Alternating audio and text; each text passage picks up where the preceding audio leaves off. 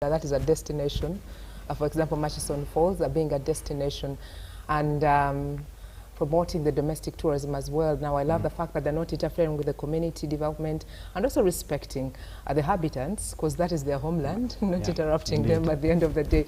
I'll get back to Jen. You mentioned some of the areas that you're working with the wildlife itself, and you're working with them as well. But somewhere in your submission earlier on, you did mention Murchison Falls. We know it's quite a very beautiful destination for Uganda now that we're forefronting tourism itself. Why is it that the government of Uganda went ahead to choose this particular destination in the development of the project in the park, despite fears that this would impact tourism itself? I've had an opportunity, and I've been at the park itself, at the peak, where the falls is. Wow, it's really breathtaking. Very nice, yes, I'll just move to you. Yeah, thank you, Sandra. Just like we've mentioned earlier, David and myself, I think we've taken you through the different measures that have been put in place to ensure that the environment and biodiversity is actually conserved. But we all appreciate the fact that how much revenue the oil and gas development, or the oil itself, will bring into the country.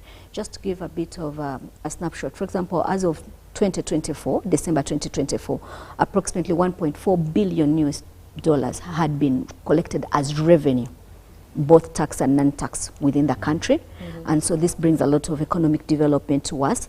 And we also, the projection that we have currently is about between 1.5 to 2 billion US dollars will actually be realized annually over the next 25 years. So given the fact that we have put in place the measures to ensure that biodiversity is not damaged or it's not affected negatively, so we need to realize now the economic bits that come with it.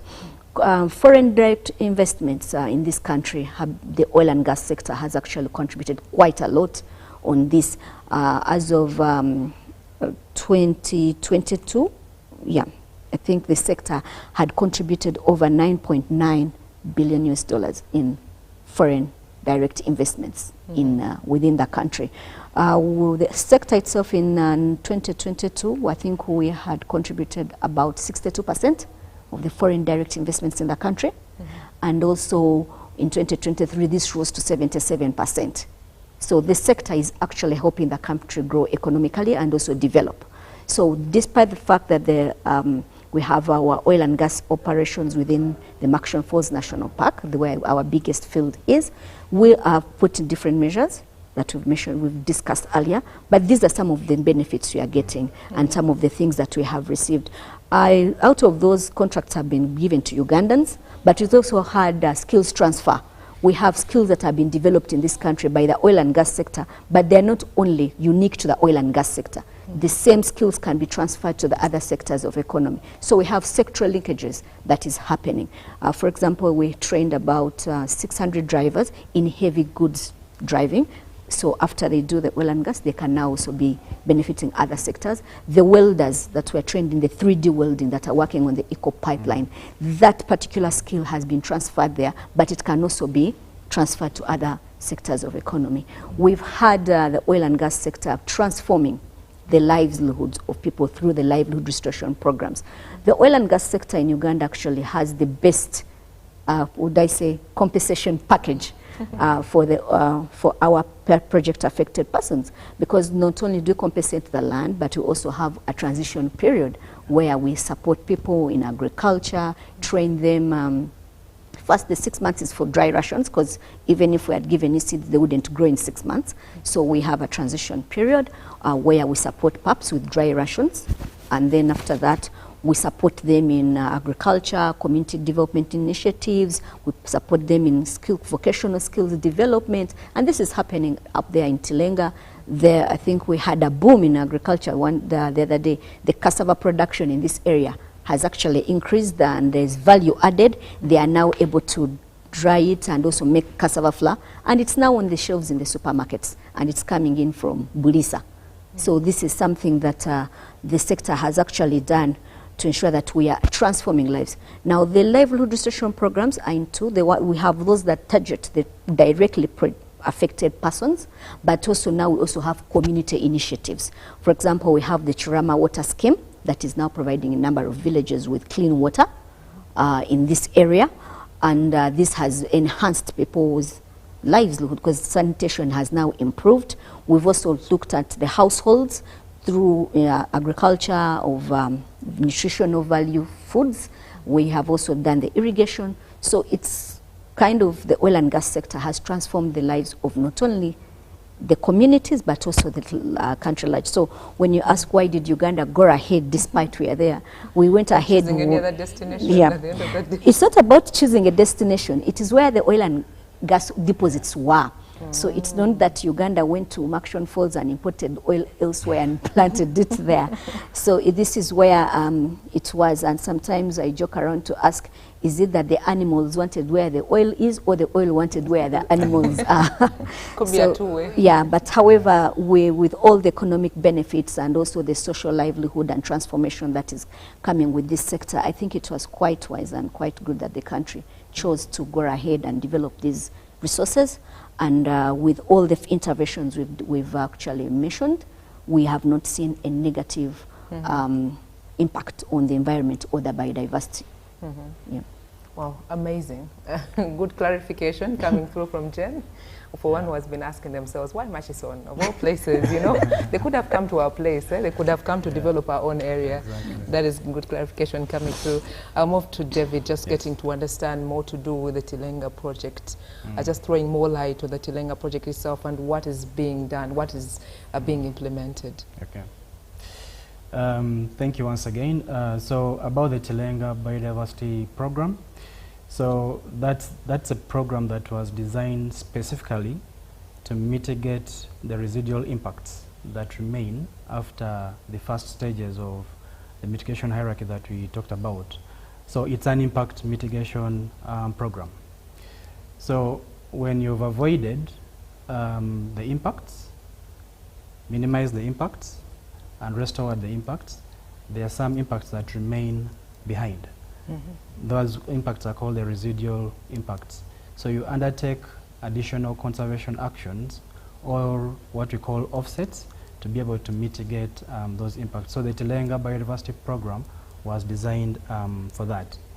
Now, because the project, Tilenga project, interacts with several ecosystems in that landscape, we designed the program in a way that we split it as per the ecosystems, and those are 4 pillars. There is pillar 1 on the Murchison Falls National Park, conserving Murchison Falls National Park, working closely with UWA. Then pillar 2 is on the Bugungu Wildlife Reserve and the neighboring savanna corridors. Pillar 4 is on forests, while pillar 3 is on the wetlands because of Lake Albert. Now, work closely with several partners to help us implement the programs the actions that we have under this program. For example, we have the MOUs with the Ministry of Water and Environment and Nature Uganda, who are supporting us on the wetlands pillar. We have the MOU with the National Forestry Authority, and we work closely with EcoTrust as well for the forest program, and also with WCS plus UWA for Murchison Falls National Park. UWA is the Uganda Wildlife Authority. Now, in these pillars, we design several conservation actions and implement them. Previously, we're in the planning phase. Right now, we are in the implementation phase. For example, one of the key activities is research and monitoring. Why do we do it? It's because we need to understand the areas we are working in. Without doing research and monitoring, we cannot tell the kind of animals in the area we're working in, the kind of habitats and the interaction with the project, and also how they interact with the communities around the protected area. So we need to do a lot of research and monitoring, okay? Then another example, in Murchison Falls National Park, as part of the activities we've designed for this under the Tilenga Biodiversity Program, is what we call the snare removal and ranger patrol effectiveness, okay? So wire snares are instruments that poachers use for trapping animals, and they can be extremely dangerous, okay? They can be extremely dangerous because they trap the animals. Some of the animals lose their limbs and bleed to death, Some of them, die straight away, and so they become extremely dangerous to the animals, but even to the people, because those who are operating in the park and you get stuck into a snare, then you're in trouble as well. So we work closely with UWA to implement the snare removal campaigns, and then also train UWA on certain actions as well. Then, of course, we also support UWA on human-wildlife conflict, programs on invasive species management, and then also tourism development. You were asking earlier on about tourism and the project. Yes, we're in a sensitive area, sensitive for biodiversity, but also for tourism, but we put in a lot of actions to support tourism development as well, to make sure that while we are developing in Makshon, tourism is also thriving. Okay. Then, of course, in the forest, we also have programs of forest corridor restoration, and then working closely with the communities to design community forest programs. Similarly, for the wetlands as well, we have wetlands programs that entails working closely with communities and government to conserve these wetlands. Thank you. Wow. Amazing. Well, great tears that you have right there. If you've just joined us, good morning, welcome, and thank you so much for choosing the National Broadcaster.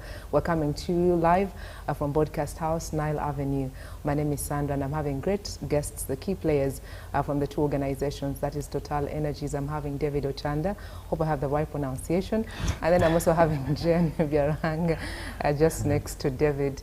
She's from Petroleum Authority Uganda, and we're trying to see how we can economically grow, and not forgetting to think about our environment as a nation. And Total Energies, not forgetting, as he has been explaining, the research they're doing right now. They're at the mitigation stages. For you who have just joined in, you need to understand that it is a giant, a global giant, that is spearheading Uganda's oil and gas projects, and also generally representing the Petroleum Authority Uganda. They're overseeing the compliance, the regulators overseeing the compliance, and as well as the environmental standards. David, I'll get back to you before I move to Jen, understanding some of the success stories that you could have registered, or through any achievements along the way when it comes to Tilenga biodiversity. Okay. Good question as well. We've actually had quite a lot of successes, much as we are still in the early stages of implementing the biodiversity program. One key one is about the research and monitoring that I mentioned. The area we're operating, previously there was less data, if I may put it that way. But because of the lots of studies that we do, we've been able to collect a lot of information that does not only help us as Total, but also the other stakeholders, the universities, they get this information. UWA itself, the Uganda Wildlife Authority, uses that information for managing the park. Similarly, for the NFA, under the forest, they use the information that we gather. So research and monitoring has been extremely great, and we've had great successes because of the data that has so far been collected, that has helped us and the stakeholders in understanding this area better, and therefore manage the place also better, also managing the impacts that we're having better because of the information that we have. I mentioned earlier about the snares. Okay. Now, these wire snares, like I said, they're very dangerous, and they can have major catastrophic impacts on the animals. One key success that we've seen is that over the 2 years of implementing this program, we've been able to train over 177 UWA rangers in use of SMART. SMART is Spatial Monitoring and Reporting Tool, which is used to enhance the capacity of the rangers to be able to do patrols. And out of that, imagine we've been able to get over 10,000 wire snares, working closely with the Uganda Wildlife Authority and Wildlife Conservation Society. Okay, over 10,000 wire snares. That's quite a big number in just 2 years of implementing this activity. And you can also imagine how many animals would have died. Thank God there's no catastrophe, like Jen mentioned earlier on. We've not had human beings as well. Yes. Indeed, as human beings. So you can imagine over 10,000 wire snares. So you're counting roughly about over 10,000 animals as well, you know. So being able to support UWA through Wildlife Conservation Society and you know, retrieving and UWA taking on those wire snares has helped a lot, okay. Then we mentioned as well about tourism. Again, this goes back to the point of you know, we have oil and gas development vis-a-vis the tourism. Like Jane mentioned, we need the oil as a country to you know, help develop the economy of this country, but we also need to make sure that the wildlife is thriving, the tourism is thriving. So one key success in the tourism in our program was supporting UWA to improve on the tourism trucks. To date, we've supported on 2 trucks. That's the Albert truck and then also the Buligi truck. Both of these trucks had completely become dilapidated. They needed rehabilitation, and so worked closely with the Uganda Wildlife Authority plus the Petroleum Authority of Uganda and rehabilitated those trucks. And right now, tourists are using them. There are areas that the tourists were missing, especially along the river, along the Albert. Now they can go there, they can view the wildlife, they can view the beautiful scenery at those locations because of what we did together with UWA. Still on the tourism, there was a time when there was a launch of an app called the Explore Uganda app. So for that, we worked closely with the Uganda Tourism Board, UTB, and we supported them in developing this app, designing it, developing it, and then launching it as well together with the UTB.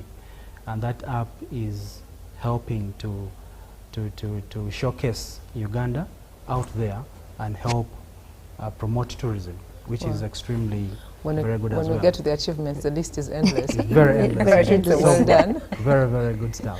I'll just move to Jen, just getting to understand, letting the viewer get to really understand how PAU is ensuring compliance of the operators when it comes to biodiversity in those particular areas.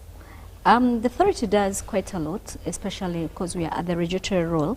The law is first of all what we use, and in there the oil companies are mandated to do quarterly reporting and also monthly reporting to us. So we always ensure that the reports come in and we actually review them and give them feedback. So it's not just bringing them and putting them on the shelf.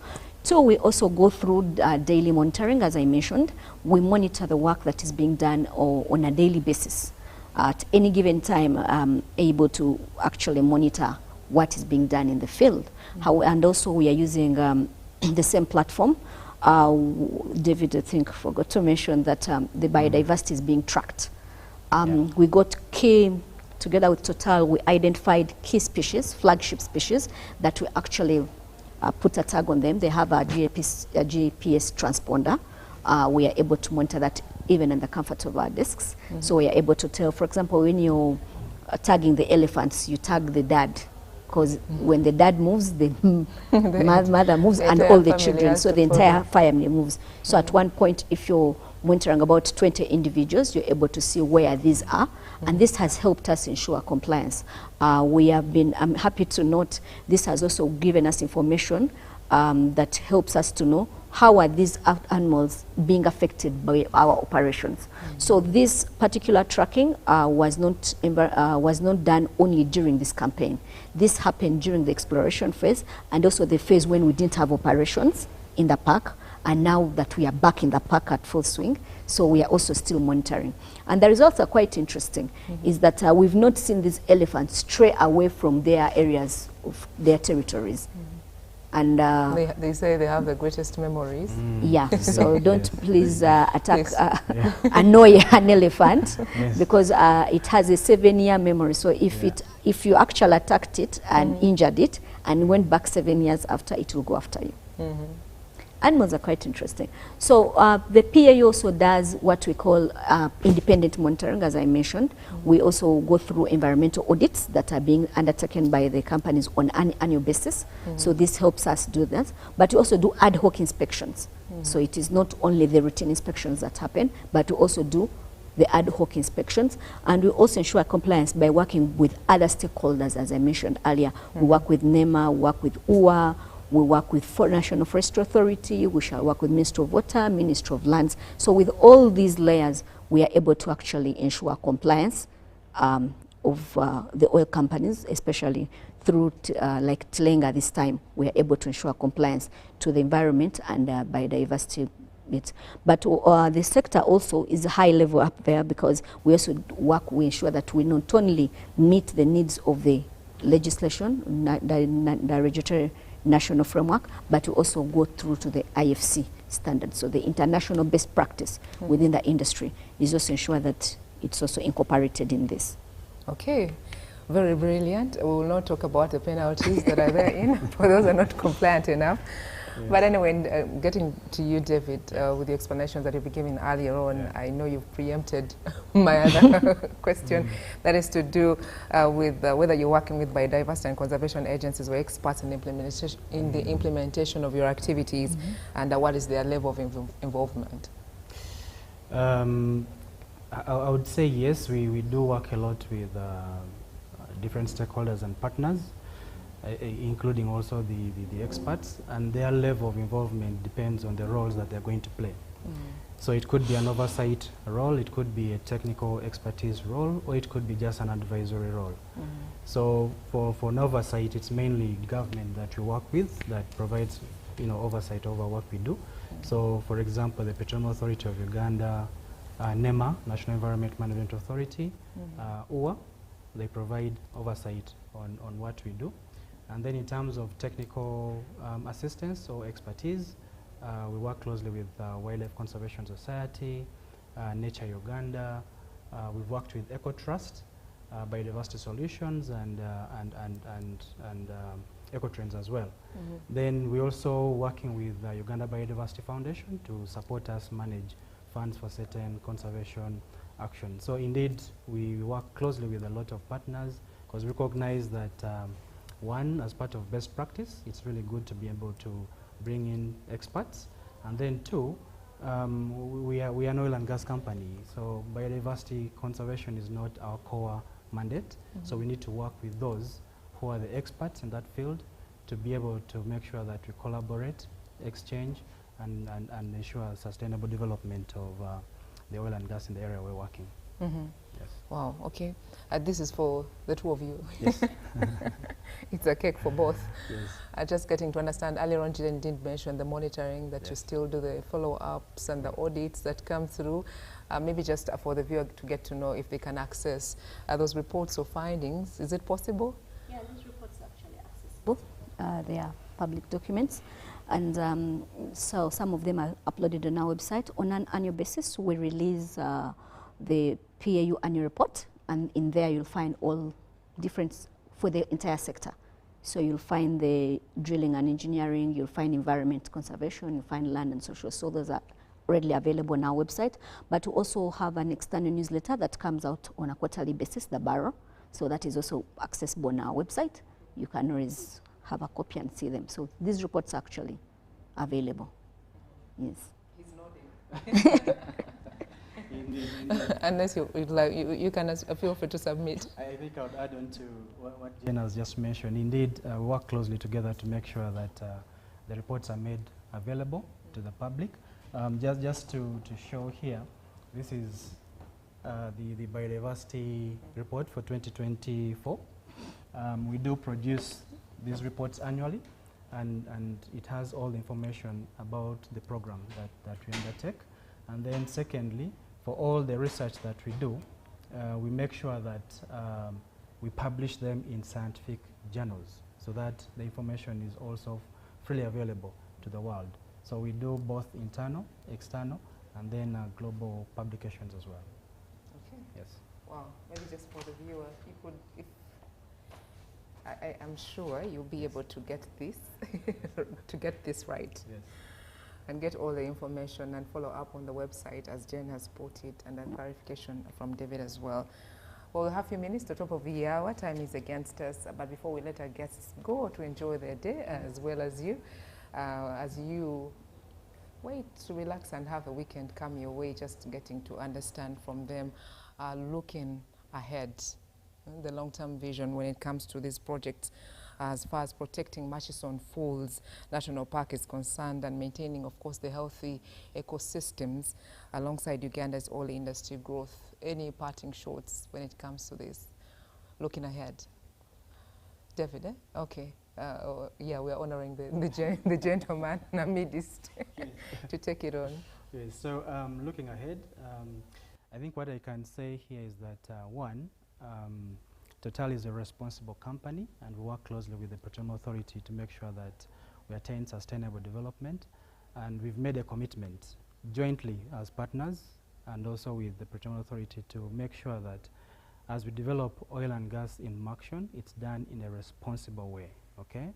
A responsible way in that the oil is gotten out for the economic development of the country, but then also we conserve the biodiversity and the communities. So our commitment jointly is to leave the Murchison Falls National Park in a better state than before the project started, and where feasible, the external landscape as well. So we do envision a landscape where a responsible oil and gas development or extraction is harmoniously coexisting with wildlife, with tourism, and with also enhancement of the communities around the protected area, such that we ensure sustainable development of the oil and gas resources in Murchison Falls National Park, and the park is also protected and conserved for the future generation. Yes. Wow, amazing. Well, I cannot let the lady leave without saying anything at the end of the day. So maybe for just our parting shots, just to assure the public that the government of Uganda, together with the oil companies, that is Sinoca and Total for Tilenga, we are fully committed to safeguarding the environment and biodiversity and oil and gas operations. But while we are doing this, we are aiming to ensure that we have a lasting value, socio-economic value to the country, really. But I would also urge the public, a lot of negative propaganda is out there, but with a lot of misinformation. So I urge the public to always seek for the right information and on the existing measures we have to mitigate environment and social impacts of the sector, and our overall contribution to the environmental management of the country. So you may reach out to the PAU through email on ed@pau.go.ug, or you could visit our offices in Entebbe. But for those that are in Bulisa and Hoima, we have an office in Hoima and an office in Bulisa. So you can also reach us out in our regional offices. Thank you so much. In my region. Well, I believe there's nothing we've left out. If there's something that is really burning, you can let it out to the viewer. You know, amazing people right here, the key players that we did host this morning for this special edition. And it's a pleasure spending time with you. Thank you so much for tuning the National Broadcaster. And maybe just a reminder for those of you who could have joined the episode a bit late. My guest right here, David Ochanda, that is Biodiversity Manager, Total Energies EP Uganda, is the one who graced this discussion, and also Jen at the extreme end, Jen Imbaba Zibiaruhanga, the Manager Environment and Social Affairs from Petroleum Authority of Uganda. They did grace this discussion, very insightful, and I believe the viewer got the clarifications coming through. Thank you so much for making time. Wish you all the best in this Tilenga Biodiversity campaign. Thank you. Well, enjoy your Friday. Keep watching the National Broadcaster. A lot of programming coming your way. And of course, wish you a blessed weekend ahead. God bless you.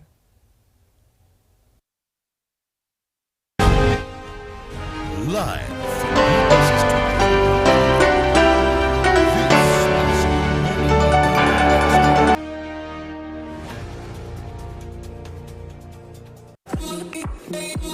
When you want to relax your body and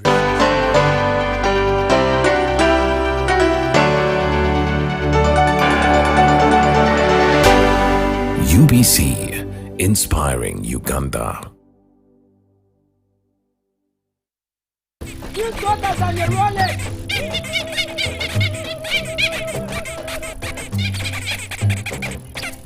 Bobby, again, what's this drive? Colleagues, elections for special interest groups are calling. SIGs, elections, youth, PWDs, elderly. It's time to vote.